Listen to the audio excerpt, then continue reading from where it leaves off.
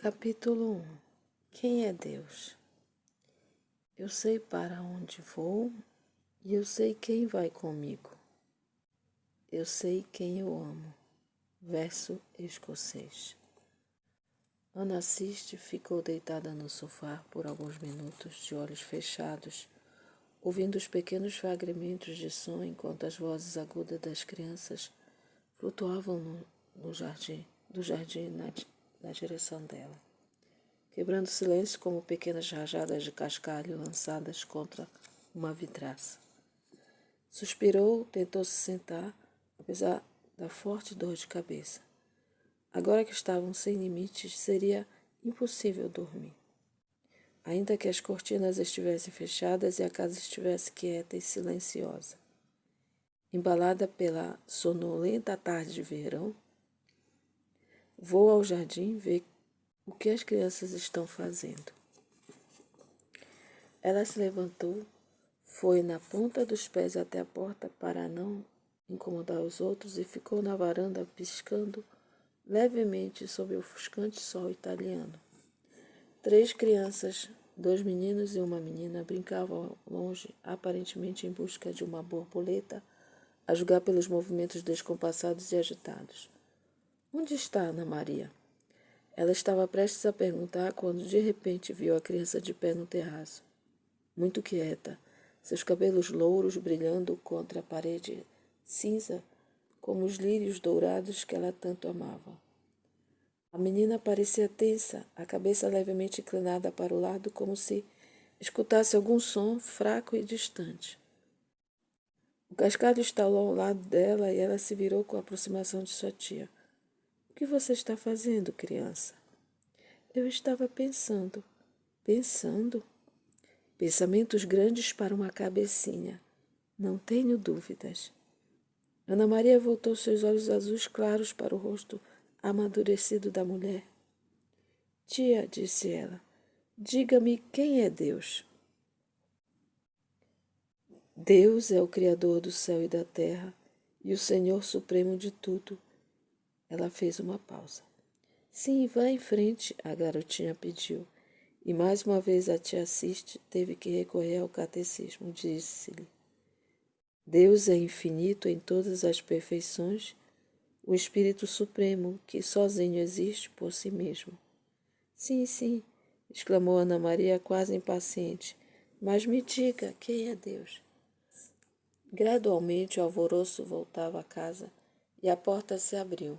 Camila Rede surgiu, emoldurada pela luz do sol que se espalhava pelas sombras escuras do corredor atrás dela. — Mama! — gritou Ana Maria, correndo em direção à mulher, que a pegou nos braços. — Você vai me dizer quem é Deus? Camila alisou os cabelos louros que caíam sobre a testa serena da criança, que a encarava séria. — Deus é amor, ela disse suavemente. Ele te ama e quer que você o ame. Ele te fez porque te ama e deseja tê-la para sempre com ele, no céu. E isso vai acontecer se você for boa e amá-lo com todo o seu coração. Ana Maria pareceu satisfeita com a resposta.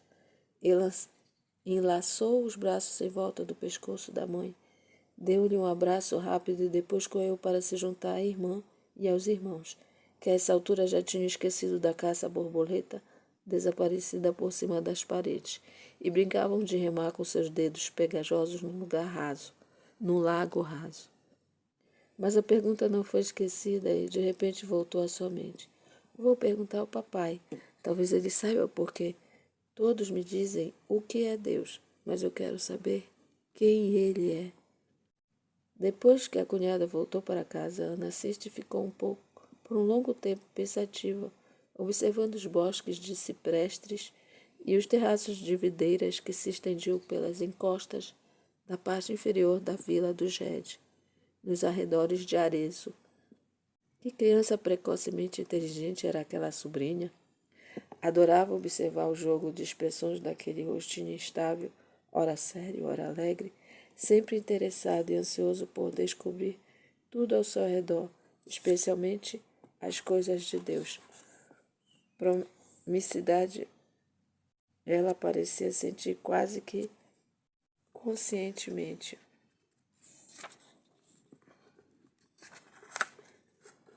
Anos mais tarde, Ana Assiste se lembraria com frequência dos 9 meses que passava como hóspede de seu irmão em 1753.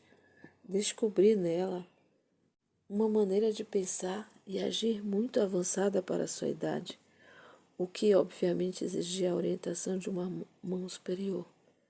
Nunca me cansava de observá-la, e admito que fazer isso me consolava. Notava como ela às vezes assumia a atitude de oração de quem fez uma oferta a Deus. Ela parecia tão serena e alegre que me deixava maravilhada. Ana Maria Redd não foi um prodígio infantil de santidade. Ela era uma criança normal, saudável e feliz, mas era aquela em quem a graça e a natureza se aperfeiçoavam e se desenvolviam lado a lado. A filha de uma mãe que lhe fala frequentemente de Deus, disse o Papa Pio XII. Aprende cedo na vida a praticar as 3 virtudes teologais. Ela acreditará em Deus, esperará nele e o amará, muito antes de aprender a recitar seus atos de fé, esperança e caridade. Santo Tomás de Aquino, que aos 5 anos de idade ingressou como oblato na abadia beneditina de Monte Cassino, buscava persistentemente nos monges uma resposta para a única pergunta que obcecava: o que é Deus? Tomás, a criança extraordinariamente silenciosa, tinha apenas um desejo: consagrar-se inteiramente a Deus. Ele não tinha necessidade ou desejo de considerar o que faria com sua própria vida. Ele sabia para onde estava indo e o caminho que teria de percorrer para chegar lá. Ana Maria Redd era tão diferente do corpulento Tomás quanto se poderia imaginar. Uma figura de porcelana chinesa, com rosto oval e afeições delicadas. Alguém poderia imaginá-la perfeitamente como anfitriã de uma confortável casa de campo, a moça mais bela da festa, cuidadosa e delicadamente nutrida para uma vida de conforto, felicidade e proteção contra as dificuldades e sofrimentos da vida. Mas ela também sabia para onde estava indo, e aos 6 anos de idade seu rostinho assumia um ar muitíssimo sério nas reiteradas vezes que fazia a pergunta: quem é Deus? Pelo resto de sua breve vida, ela continuaria a buscar uma resposta para essa pergunta. As respostas dadas por sua mãe, pai, tia, qualquer um que lhe falasse sobre o assunto que a fascinava, a satisfaziam apenas momentaneamente.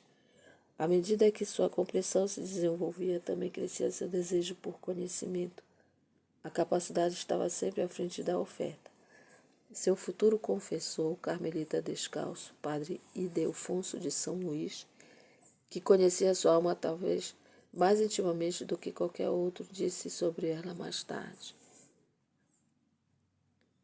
tão logo pôde compreender que Deus é supremo, é o Supremo Senhor e Criador, sentiu-se atraída por Ele com um amor profundo e sincero, consagrando tudo a Ele e tendo-o sempre em sua mente, em seu coração e em seus lábios. Ela desejava não apenas evitar ofendê-lo, mas nunca fazer nada que lhe desagradasse, ou que não estivesse de acordo com sua glória e sua vontade. Tudo isso ela mesma me disse várias vezes, acrescentando: Jesus sabe bem que desde a minha infância nunca desejei outra coisa a não ser agradá-lo e tornar-me santa. Muitos anos depois, Padre Ildefonso a questionaria sobre esta afirmação, perguntando se àquela idade ela já podia distinguir as realidades espirituais, voltando-se para Deus com o amor do seu coração. Surpresa com a pergunta, ela respondeu: ora, é claro, assim como todo mundo. Isso demonstra uma propensão inacreditavelmente precoce pelo amor de Deus. Não houve uma decisão repentina e dramática de dedicar sua vida inteiramente a Ele. Era apenas a orientação de todo o seu ser e aspirações. Ela nunca desejou outra coisa, nunca se desviou para seguir os prazeres da terra, assim que foi capaz de fazer uma escolha entre o bem e o mal. Isto é, entre o bem e o melhor, o que em sua vida ocorreu mais cedo do que o habitual. Ela se voltou para Deus de forma simples e natural, como uma flor erguendo suas pétalas para o sol nascente e seguindo-o fielmente pelo céu durante o breve dia de sua vida. E ainda mais espantosamente, Ana Maria teve sucesso nessa aspiração ao longo de toda a sua vida. Ela nunca perdeu de vista seu objetivo e conseguiu alcançá-lo muito rapidamente. Não é pouco afirmar que um ser humano, mesmo aquele que viveu uma vida protegida tanto em casa quanto em uma escola confessional, antes de entrar precocemente em uma ordem religiosa estritamente fechada, passou pela vida sem cometer pecado ou mesmo qualquer falta deliberada. O fato é incontestável, ela era extraordinariamente madura espiritualmente para sua idade, e sua bondade era fruto da piedade, mas a piedade como uma virtude, não um apego sentimental à doçura devocional das orações que a atraíam e a faziam se sentir bem. Nas biografias de Ana Maria, frequentemente encontramos a expressão angelical, e embora esse termo impreciso seja comumente usado para descrever todas as menininhas bem comportadas que mantêm seus vestidos de avental limpos e fazem o que lhes mandam, sua aplicação nesse sentido para uma criança piedosa e obediente não é surpreendente. Mas há mais do que isso. Ana Maria era uma daquelas crianças que parecem boas demais para ser verdade. Certamente não uma que era amável e dócil só porque não tinha coragem suficiente para ser outra coisa. Sua razão se desenvolveu cedo. A virtude a atraía. Ela via que birras e travessuras infantis ofendem a Deus quando deliberadas e culpáveis, e muitas vezes teve que controlar seu temperamento impetuoso. No entanto, todos os que a conheceram estavam convencidos de uma santidade precoce, mais real e mesmo em tão tenra idade. Muitos se lembravam da linda criança de cabelos louros, ajoelhada em suas orações, mãos unidas em reverência, olhando para baixo ou amorosamente fitando o sacrário. Dizer que Ana Maria não cometeu nenhuma falta deliberada não é dizer que ela já era perfeita, um anjo encarnado, por assim dizer. Ela teve defeitos, pequenas falhas e muitas imperfeições ao longo de sua infância e juventude, algumas contra as quais lutou até o fim de sua vida. À medida que crescia em santidade, essas imperfeições assumiram enormes proporções aos seus olhos e causaram-lhe considerável ansiedade na expectativa de ser culpada de, por conta delas, ofender a Deus. Uma imperfeição, contudo, não é pecaminosa porque não constitui uma ofensa formal a Deus ou a transgressão deliberada de um preceito. Enquanto estivermos na carne, nunca estaremos inteiramente livres de falhas e imperfeições, principalmente aquelas que são involuntárias e quase instintivas. Elas são muitas vezes um meio muito necessário para preservarmos a humildade, pois através delas somos confrontados com o nosso desamparo e completa dependência de Deus. Nesses momentos, aprendemos que não somos nada além de fraqueza e imperfeição em nós mesmos, e que qualquer bem que está em nós é somente obra de Deus. Em nenhuma circunstância Deus pode ser colocado em segundo lugar. E mesmo quando não se trata de ofensa formal, devemos aprender a não agir de forma descuidada, inadvertida, irrefletida ou nos comportar como uma pessoa pretensiosa que está sempre se colocando em primeiro lugar, com a intenção apenas de ser ouvida e servida. E é nesse sentido que Ana Maria Rede é chamada sem pecado, pois nunca, desde seus primeiros anos, houve qualquer escolha consciente e deliberada do eu em detrimento de Deus. Em vez disso, um genuíno esquecimento de si em favor de sua honra e glória. É ao padre Ildefonso que devemos muito de nosso conhecimento sobre a vida interior e a disposição de Ana Maria. Foi ele quem relatou, . Ela tinha uma disposição contínua e até mesmo impaciente para as ocasiões em que podia perguntar aos outros sobre nosso grande Deus. Ela ouvia atentamente qualquer um que lhe falasse das perfeições divinas. E acrescenta, . Como todos os outros, era o que ela me respondia. Também em resposta à pergunta sobre assuntos mais espirituais, coisas que acreditava ser bastante comuns e de acordo com o comportamento normal dos cristãos. Embora desde os 5 anos de idade ela nunca tivesse direcionado sua afeição a nada, nem a ninguém, além de Deus, não via nada de incomum nisso. Ela tinha como que, assim que se aprendesse a conhecer a Deus, automaticamente se amava e se entregava completamente a Ele. Mas todo mundo faz isso. Ela exclamava e espantava quando determinada atitude parecia singular ou digna de exaltação. No entanto, Ana Maria estava longe de ser uma criança presunçosa ou introspectiva. Ela possuía uma disposição vivaz e mais tarde seu pai a descreveu como tendo um temperamento ardente, evidente ocasionalmente nas brigas. Ana Maria, sendo a menina mais velha, muitas vezes teve de manter sua autoridade pela força e mais de uma vez recorreu ao tratamento físico de choque para corrigir seus irmãos, ainda que fosse na prática da virtude.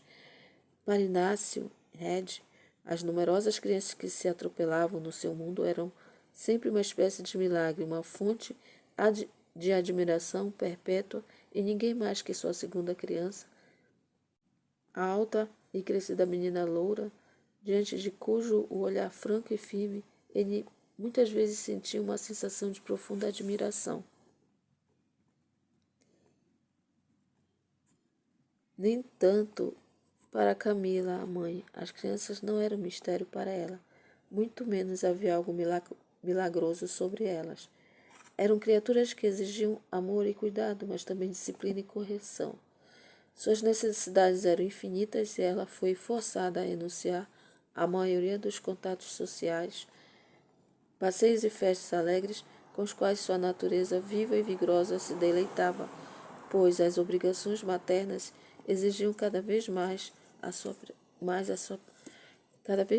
presença. À medida que os bebês se sucediam rapidamente no mundo, a chegada deles se tornava cada vez menos surpreendente. Em lugar disso, uma fonte crescente de preocupação, enquanto as doenças da infância se multiplicavam com o tempo, trazendo dias cheios de problemas e noites sem dormir, motivo de supervisão e punição constantes, à medida que cresciam em idade, mas nem sempre proporcionalmente em sabedoria e graça. Brigas, gritarias, membros quebrados, roupas rasgadas, crianças barulhentas rolando pela casa e pelo jardim eram também motivo de profundo pesar quando a morte os arrebatava de seus braços. Das 13 crianças, 4 morreram na infância e uma aos 4 anos de idade. 10 crianças nascidas dentro de 13 anos deixaram Camila prematuramente envelhecida, quase inválida. Ela suportou muito sofrimento físico com grande paciência, mas sua felicidade doméstica foi tingida de arrependimentos levemente nostálgicos pela vida social alegre que amava, mas que lhe fora negada. Gêmeos, um menino e uma menina, nascidos em 1760, viveram apenas algumas semanas. Houve um intervalo de 6 anos após os quais nasceu Teresa, a última de seus filhos. Essa criança deve ter sido um consolo especial para os seus pais, nascida 2 anos antes da morte de Ana Maria e aparentemente batizada com o nome de sua irmã mais velha, que ela nunca conheceu. Ana Maria, que se tornou carmelita, era irmã de Ana Red.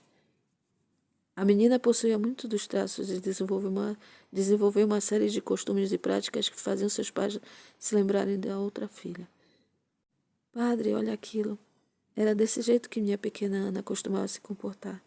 Camila contou ao padre Delfonso, por ocasião de uma visita que ele fez à vila quando Teresa tinha 4 ou 5 anos. Francisco Xavier, quase 4 anos mais novo que ela, parecia ter sido mais próximo de Ana Maria do que qualquer um dos outros, e aparentemente era seu irmão favorito, Sequino, como ela sempre o chamava. Lembrava-se bem de sua irmã mais velha, pois ela cuidava constantemente das crianças. À medida que os novos bebês absorviam cada vez mais o tempo de Camila, ela deixava Ana supervisionar os mais velhos, sabendo que estavam em boas mãos. E, de fato, de certa forma, a garota quieta e séria parecia ainda mais madura do que sua mãe, amante do conforto.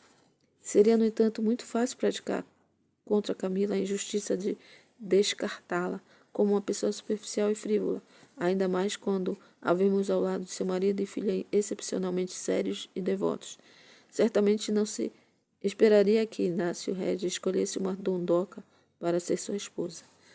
Ana Maria não gostava de barulho, e se as coisas degenerassem em confusão, ela subornaria os barulhentos, prometendo-lhes pequenos presentes, sendo sua recompensa favorita uma imagem sacra, algo que ela parecia possuir um estoque ilimitado. Um dia, Setino juntou-se aos seus irmãos, que se entregavam a um comportamento rebelde e tumultuoso no corredor.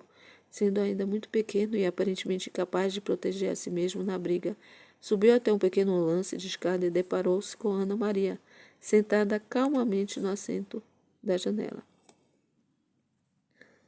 Francisco. Nota de rodapé. Francisco entrou na Companhia de Jesus em 1770, o ano da morte de Ana Maria, e após a supressão da sociedade, tornou-se cônego da Catedral de Arezzo. Ele morreu em março de 1820, após testemunhar no processo de beatificação de sua irmã, realizado em 1818. Seus olhos tinham a intenção de fazer parecer que ela estava tricotando e que aparentemente estava alheia ao alvoroço ao seu redor. Setinho. Sentou-se lá e ficou observando-a, mas ela não deu nenhuma indicação de tê-lo notado, e ele tomou conhecimento do ar de absorção profunda que o simples tricô lhe causava. Setinho ficou muito tempo ali, mas Ana Maria não se mexeu, e de repente percebeu que ela estava pensando em Deus. Rezando como agora entendo, disse ele mais tarde. Esta foi a primeira indicação do espírito de recolhimento profundo que se desenvolvia na menina até se tornar uma atitude quase habitual. Como ela é bondosa, pensou Setinho. Ela é como uma pequena Nossa Senhora.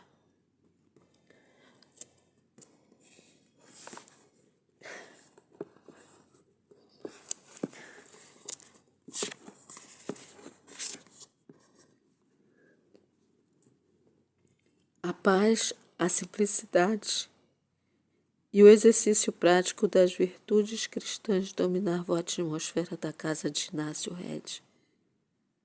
Seja na residência da família em Arezzo, seja vivendo mais informalmente em Ortagli, os jardins da família Regi. Ortagli, os jardins da família Regi. Sua vila de verão, a alguns quilômetros da cidade, na estrada para Cassetino.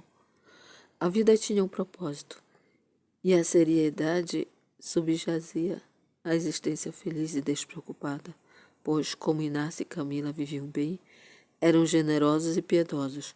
Sua vida doméstica era baseada em profundas convicções e princípios religiosos, e neste ambiente de aconchego e piedade, e o cenário de pomares, vinhas e grande beleza natural, gozando de liberdade além do que era possível na rotina mais formal da casa da cidade. As crianças cresciam saudáveis, felizes e habituadas a uma rotina diária que incluía a oração familiar e os vários atos de piedade. De manhã, Ana Maria acompanhava a mãe à missa, atravessando os campos até a igreja Capuchinha, nas proximidades mais tarde, quando sua mãe já não estava bem o suficiente para fazer a viagem, Inácio acompanhava sua filha. Embora Inácio tivesse herdado uma vida confortável e fosse moderadamente próspero, os filhos eram todos bem treinados nas atividades domésticas. As meninas desde cedo tinham sido ensinadas a tricotar e costurar, e à medida que cresciam esperava-se que empregasse os momentos de lazer, não apenas desperdiçando o tempo, mas usando os dedos enquanto conversavam, discutindo planos para o futuro ou prazeres do passado. A casa era administrada em linhas convencionais amplamente estabelecidas por seu status e pelo modo de vida aceito pela nobreza do campo da época. Refinada, cortês, hospitaleira, serenamente seguindo o ritmo suave da ordem e da harmonia. Se Camila tivesse apenas a si mesma para consultar, a Vila Regia teria, sem dúvida, sido palco de muitas festas alegres e um ponto de encontro para os seus contemporâneos elegantemente vestidos. Mas os gostos de Inácio seguiam linhas muito diferentes e, embora não fosse uma pessoa antipática, teria pouca paciência com mera perda de tempo ou conversas superficiais, e nenhuma tolerância com qualquer coisa que cheirasse a fofocas. O próprio Inácio era essencialmente homem de família e não era a pessoa a ser amarrada pela conformidade servil às tradições sociais, mas ele era afável e amigável, um bom vizinho, e estava sempre feliz em receber seus amigos e conhecidos.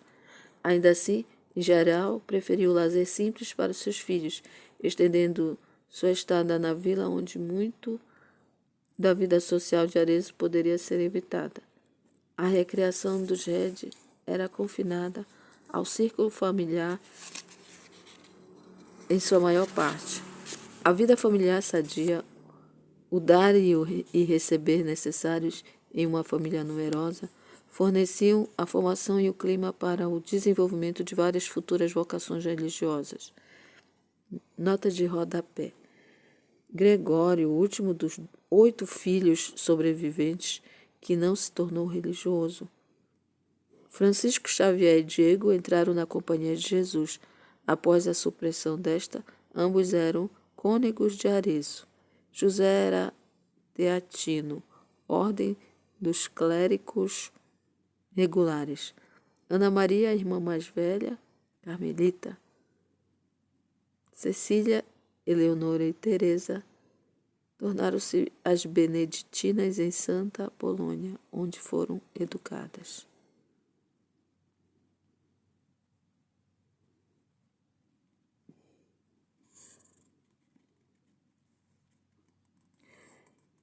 Voltando ao texto.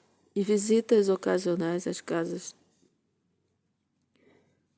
A vida familiar sadia. Voltando ao parágrafo. A vida familiar sadia, o dar e receber necessários em uma família numerosa, forneciam a formação e o clima para o desenvolvimento de várias futuras vocações religiosas, já lidas ao rodapé. E visitas ocasionais às casas de seus amigos, com lazer informal, era a estrutura simples e feliz dessa família contente e unida, que brincava, rezava e crescia em simplicidade, piedade e amor sem fingir boa aparência. Quando Ana Maria tinha 7 anos, fez sua primeira confissão na paróquia dos Capuchinhos, perto da vila. Embora, de acordo com os regulamentos da época, tivesse que esperar 4 anos para receber a Sagrada Comunhão. Começou a praticar a confissão frequente. Ela se preparou com seriedade, aparentemente muito impressionada com a dignidade conferida pela graça sacramental. O chegar ao uso da razão é aquele estágio na vida de uma criança em que ela começa a distinguir entre o bem e o mal, entre o bem e o mal moral, e a tomar decisões responsáveis nessas áreas. Na tentativa de fornecer um guia prático, a idade de 7 anos é fixada como aquela onde esse discernimento começa. Algumas crianças o alcançam mais cedo, talvez aos 5 ou 6 anos, ou menos. Ana Maria parece ter sido uma das que atingiram esse nível de desenvolvimento muito cedo. O padre Ildefonso testemunhou mais tarde que ela havia chegado ao uso da razão mais cedo do que o habitual e, portanto, estava bem ciente das responsabilidades morais de seu pequeno mundo. Sua aparência simples e séria encantava Inácio, que parecia perceber que, embora tão jovem, sua filha favorita era destinatária de algumas graças muito particulares.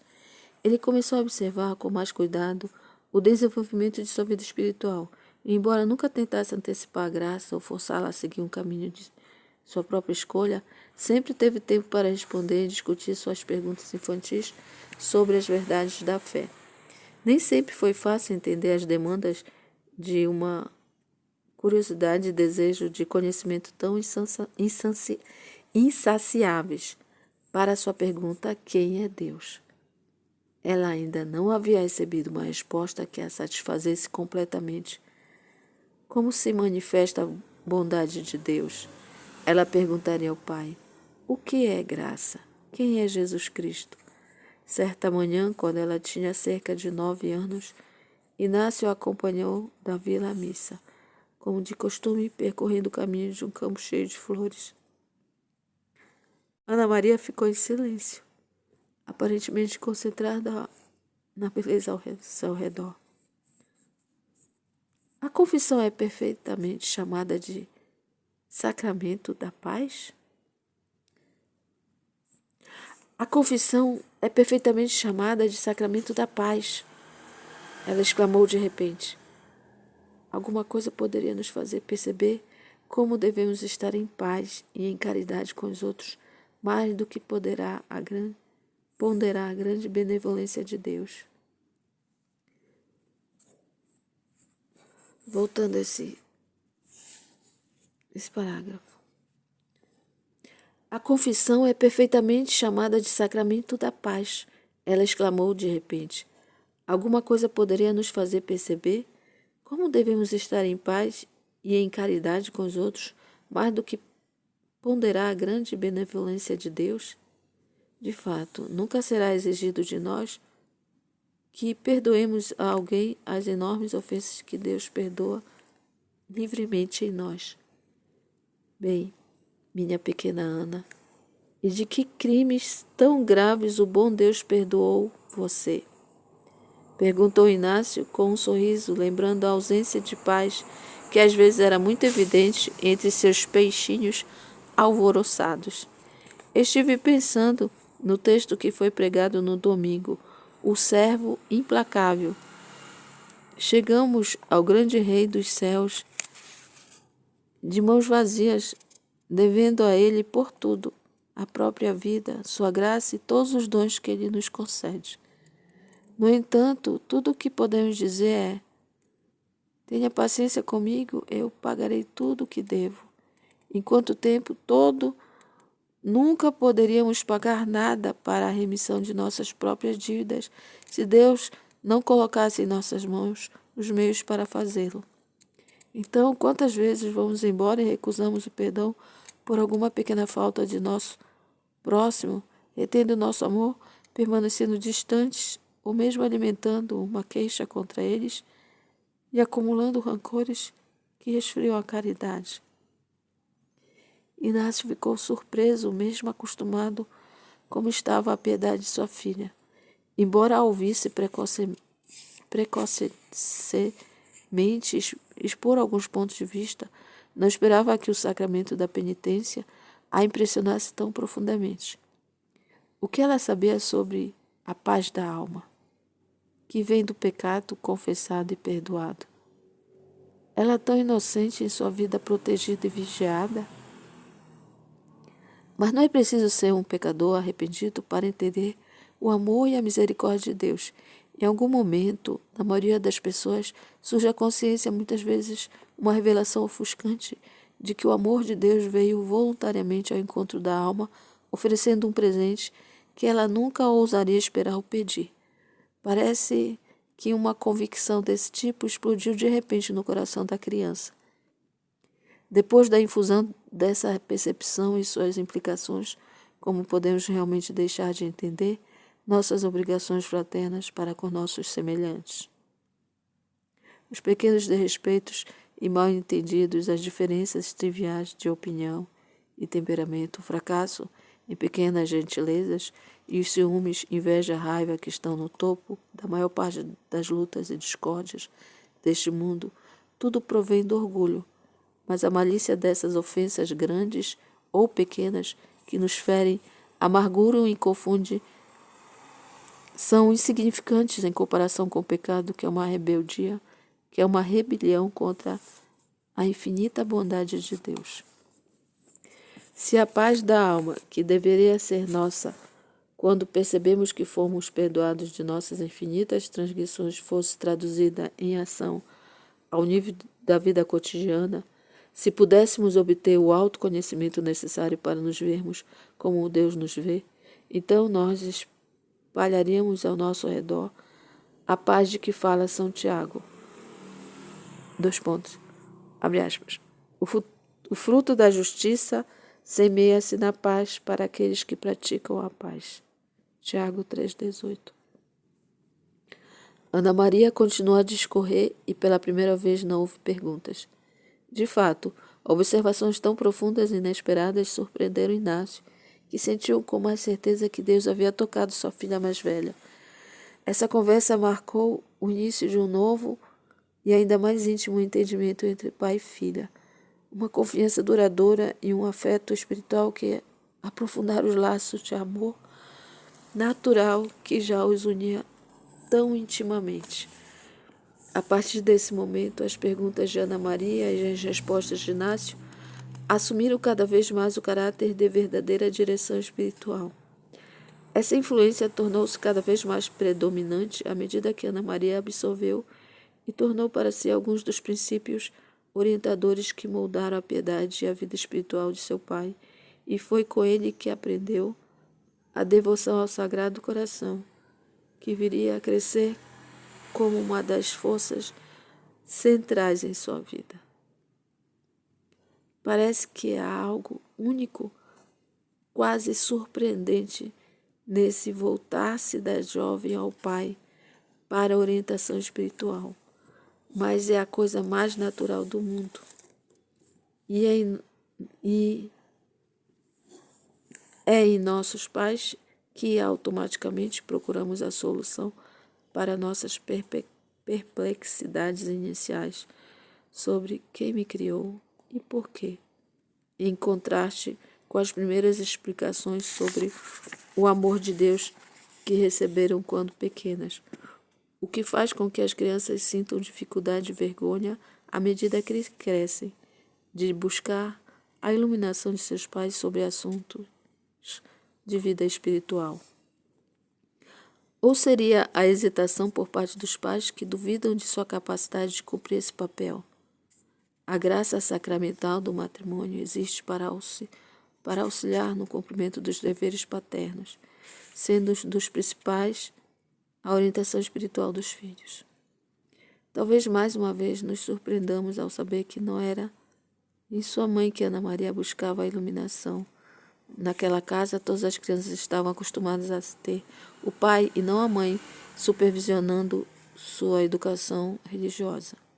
Possivelmente, Inácio assumia deliberadamente essa responsabilidade, sentindo que a própria vida espiritual de Camila não era suficientemente profunda e sólida para dar o treinamento necessário às crianças, o que o chamava ao dever.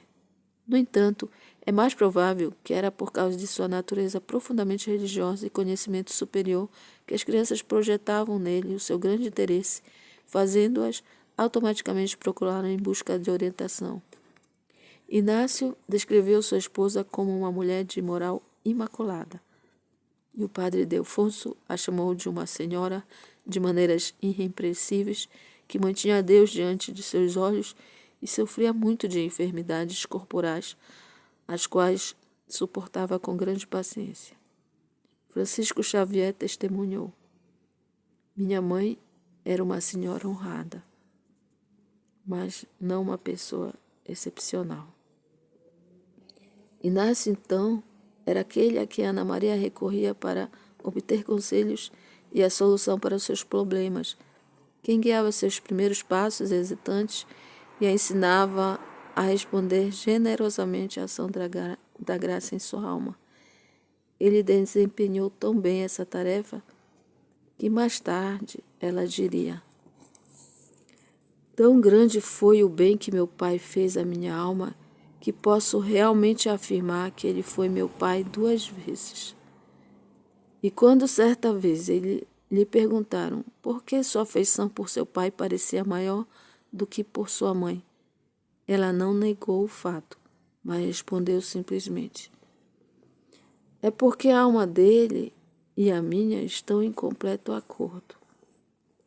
Sua própria intensa devoção ao Sagrado Coração foi rapidamente absorvida por essa criança impressionável, e quando Inácio falou do amor humano e divino de Cristo, esse amor infinito tornou-se uma rocha para acender sua mente e seu coração. Por ora, Ana Maria sentia aproximar-se um pouco mais da solução da pergunta que vinha fazendo há tantos anos. Agora, no Sagrado Coração, o amor divino não parecia mais remoto ou abstrato, algo além de seu alcance e compreensão. Era no caloroso e pulsante amor humano que a criança começava a ver que o coração de Jesus é ao mesmo tempo o símbolo e a fonte de amor, do amor infinito, que para ela a palavra amor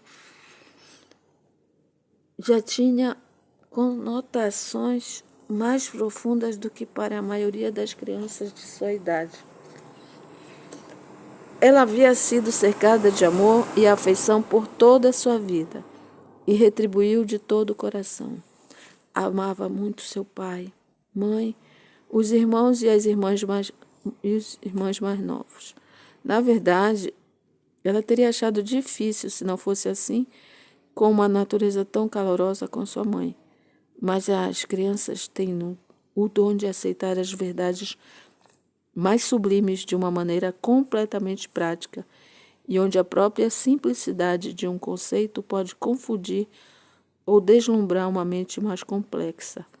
O olhar franco e descomplicado de uma criança pode contemplar com total confiança, quase casualmente, alguma realidade divina impressionante. Este rei, diz Santa Teresa d'Ávila, só se deixa levar cativo por quem se entregou completamente a ele.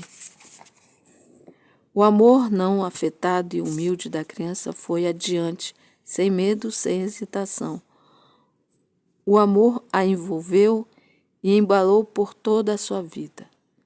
Ela estava familiarizada com sua simplicidade e sua beleza, mas o amor também é sublime e ela nunca se contentaria com nada menos que um amor infinito. Ana Maria Rede já sabia para onde estava indo.